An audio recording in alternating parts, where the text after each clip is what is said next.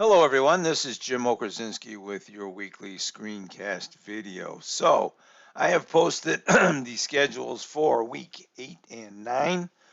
This is our last week here upcoming before we go on spring break. I do not have any coursework assigned during spring break. However, I just want to remind everybody it is a good opportunity to either catch up on missing assignments or work on that annotated bibliography that's due the week we get back from break.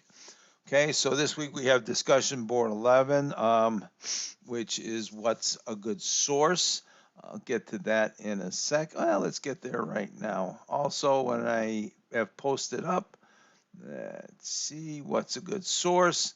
If you will see, beginning on pages 48 through 55 in the researcher, right here, begins a conversation on what's a good source. And it's important to understand some of the research you're looking at. Where do you obtain that research? Even if you don't use the databases, some people rely on the databases. But what happens is that you can turn around and read through this section, and where it does talk about peer-reviewed sources and also a hierarchy, I should say, a hierarchy of authored and unauthored sources and where they come from. So this discussion board is meant for you to read this section and really dive into the idea of what's a good source. So that's the topic of discussion board 11. That's all we have going on for next week. I also want to point out that I've opened up a couple of other modules here, all the way up through week 10 for the final upload for the annotated bibliography. You'll also see across the week 8 and 9 some repeat of the instructions for the annotated bibliography.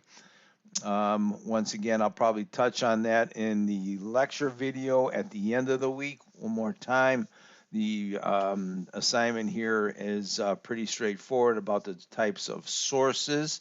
You can start working on those. One thing I do want to mention, let me see if I can get back to, at the end of chapter 2, you might want to get a little bit of a heads up where it talks about interviews and surveys. Let me see if I can get there on this pretty quickly. Let's see here. Search tactics there. Living sources, interviews, and surveys. I urge everybody to take some time. Also, you might want to read this particular section on how to conduct interviews, the type of interviews that you might be able to obtain for your particular topic, okay, and how to conduct the interviews. It has all types of open-ended questions, templates that you can use during the interview, and also I believe it talks about informal surveys. I'm sure a lot of people can use free SurveyMonkey. Google has their Google Forms, which has a ability to conduct surveys. You might want to consider that in your research for the annotated bibliography, because once again, here you go, you have this option for living sources and also surveys. All right. So if you have any questions about the annotated or where we might be going, let me get back to the modules.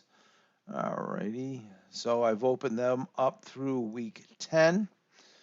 Let me get back to the schedule. And once again, we have just discussion board 11.